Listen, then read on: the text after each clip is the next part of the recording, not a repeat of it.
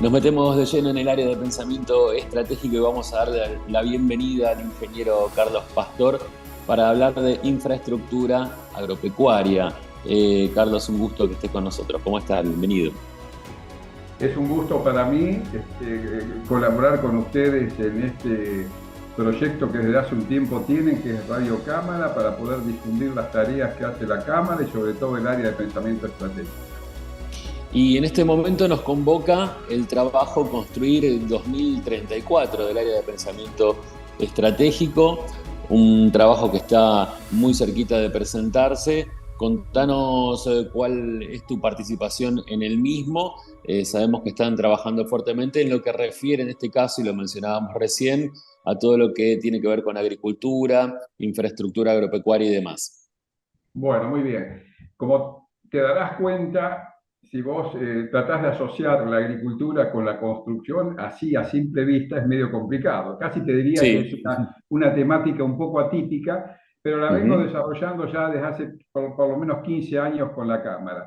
El punto es que después de analizar la actividad agropecuaria en el país desde hace décadas hasta la fecha, y teniendo características propias la actividad agrícola, es obvio que para poder sostener una o quizás la principal generadora de divisas para el país es la infraestructura. Y desde el punto de vista de la infraestructura rural tenemos varios tópicos, desde que vos tenés caminos rurales, tenés electrificación rural, tenés control de inundaciones, bueno, tenés una serie de facetas, pero desde hace un tiempo venimos tratando dos temas infraestructurales que son y que consideramos que son bastante esenciales para la producción agropecuaria. Y son muy diferentes unos de otros. Uno tiene que ver con el Ujú. almacenamiento de granos. El tema es así. Vos, Javier, habrás escuchado que año tras año se va almacenando grano en silobolsas. ¿Lo has escuchado? Exacto. ¿Sí? Bueno, ese silobolsa ha sido una medida temporal hace muchos años, pero de una medida temporal casi se ha hecho un formato medio permanente. ¿Qué significa eso? Que vos ves la pampa, sobrevolás distintas áreas y ya ves el mundo plástico, el mar plástico blanco. Entonces, Ujú. el punto es que con el correr del tiempo se fue realizando infraestructura para depósitos fijos, pero se fue deteniendo en el tiempo porque no hubo inversiones públicas Claro. y poca inversión privada para avanzar en ese tema. Aparece el silo bolsa y el silo bolsa, como te decía, es una medida temporal, pero la medida temporal se va haciendo cada día más renuente, cada día más eh, permanente, y Sí. hoy en día está todavía ver hacia futuro cómo se va a tratar el tema de la bolsa de plástico. Entonces, lo que hemos hecho nosotros es tratar de ver cómo en la proyección del incremento de granos en el país se puedan ir realizando distintas inversiones en instalaciones fijas para que justamente vaya mermando el uso de bolsas. Aún así, generando medidas que son conservadoras todavía en el incremento de la infraestructura de depósitos fijos, hay que hacer esfuerzos muy, muy grandes para poder equilibrar el mayor uso de bolsas que tenés hoy en el momento. A futuro Ujú. se van a seguir utilizando mucha bolsa, pero nosotros tenemos que hacer el esfuerzo de poder realizar esas instalaciones fijas para que el productor, la cooperativa, el acopiador, el exportador, el industrial puedan tener obviamente opciones de largo plazo para poder almacenar sus granos antes de entrar en la exportación misma, en la industrialización, pero que le dé garantías que ese grano va a estar preservado de problemas ambientales, temperatura, humedad, todo ese tipo de cosas que trabajan con el grano. Temas de vandalismo, también habrás Claro. escuchado que en toda la pampa húmeda y las zonas extrapampeanas, cada día se están incrementando más los vandalismos en cuanto al deterioro de bolsas y que ese grano a veces es costoso recuperarlo. Entonces, los defensores del asilo bolsa dicen que hay condiciones que ese producto se mantenga en el tiempo. Pero si hoy vos considerás las bolsas son de un solo uso, es decir, que año a año hay que hacer la inversión en el silo bolsa para poder avanzar. Sin que, en cambio, en las instalaciones fijas vos haces una inversión que tiene una duración que puede estar en los 10, 15, quizás más años y se va amortizando. Quiere decir que en la proyección general el costo unitario por tonelada de producto de grano es más barato. Bueno, ese es un tema, el tema de los granos, que venimos Sí. trabajando sobre ese tema y que nos cuesta avanzar porque falta estímulo, falta innovación, falta financiamiento, pero bueno, Te pregunto esto, Carlos, antes de pasar al siguiente tema. sí. El costo de una infraestructura adecuada para el almacenamiento de granos, que obviamente es más elevado que la inversión en silobolsas, ¿es directamente proporcional a la cantidad de silobolsas en el transcurso de los años? Es decir, tengo que invertir para una infraestructura que me va a durar muchísimos años, ¿cuántos años de silobolsas? El problema es que las inversiones que nosotros pautamos, te mantiene el mismo nivel de silo bolsa, porque la producción sigue creciendo y las Ujú. inversiones en instalaciones fijas son todavía pobres, entonces muy poco. Como la producción sigue, al productor le resulta quizás más fácil y calcular dentro de sus costos operativos del año el silo Claro, bolsa. Pero el tal problema cual. es, ¿qué tenés vos a futuro? ¿Nos vamos a Es inundar de silo cortoplacista, bolsa en la totalmente. pampa? ¿O vamos a hacer cosas más coherentes y que le permiten mayor seguridad a los productores y a todos los estamentos que te comenté de la cadena de Sí. grano? ¿Y qué dice la gente? ¿Qué dice el productor en este caso cuando se le plantea este tema de El la productor necesidad hoy de una inversión mejor?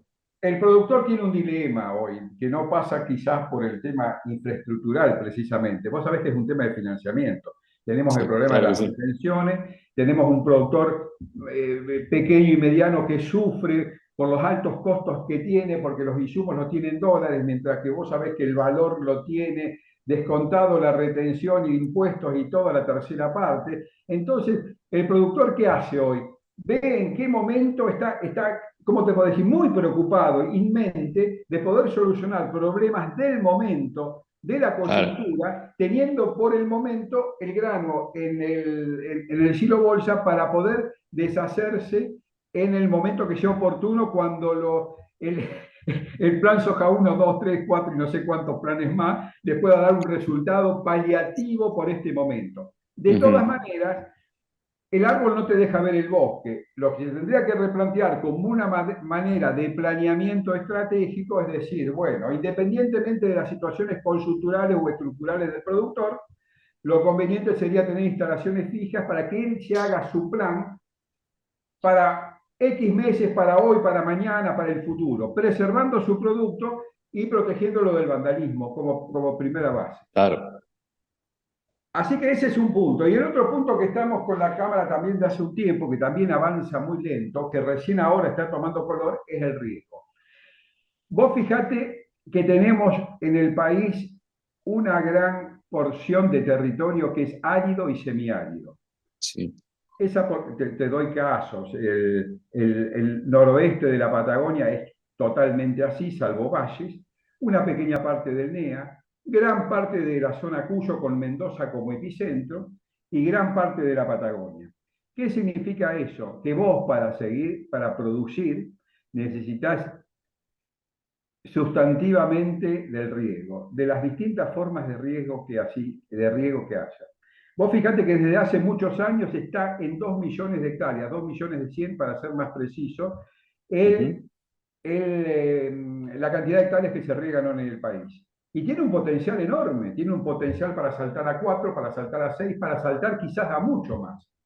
Pero para eso se necesitan inversiones, que son las inversiones públicas, canales de riego, sistemas de riego generales, y las inversiones privadas que son intrafinca, que tienen que ver con el riego por goteo, el riego por aspersión y todo aquel riego que el productor puede llegar a captar de acuerdo a cómo es el cultivo que tiene que tratar y ver si los costos le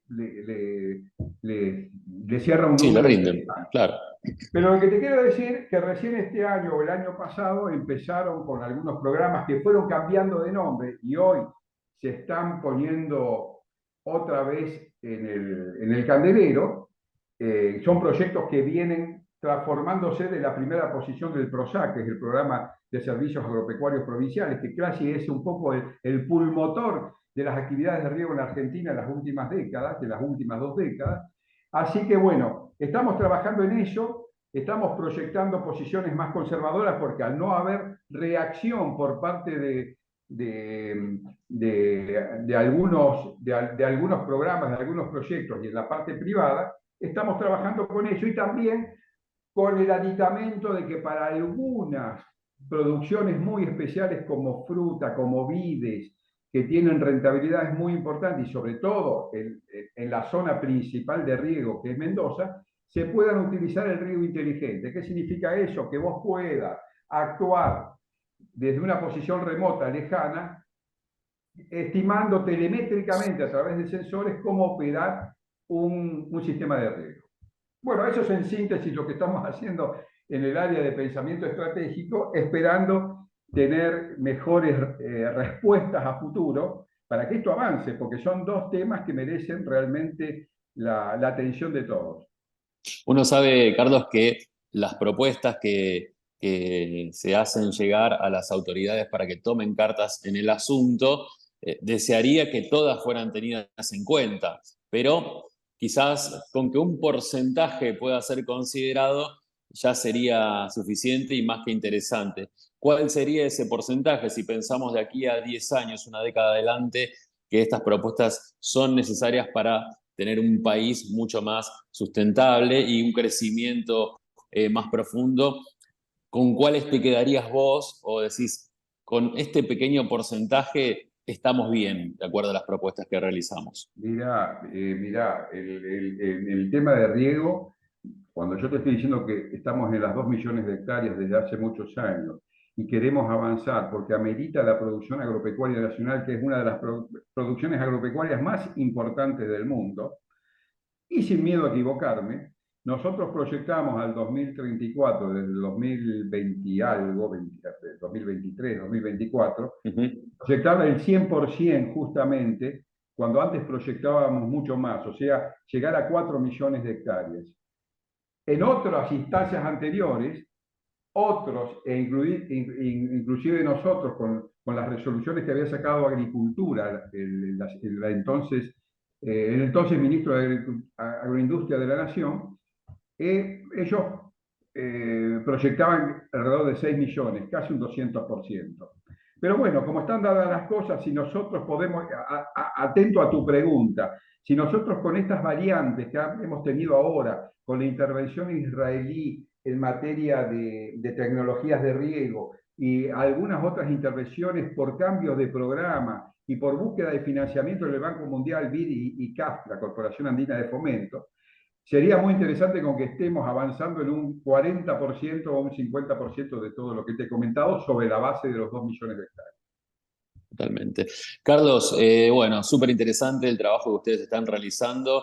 Te dejamos continuar con esta jornada que sabemos que es bastante ajetreada, pero en breve vamos a estar conversando. Falta muy poquito para la presentación de Construir 2034, en donde vos sos parte activa, así que estamos atentos a ese momento. Gracias por tu tiempo y estamos al habla.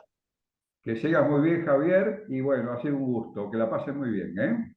Un gusto, hasta la próxima, Hasta gracias. la próxima. Chao, hasta luego.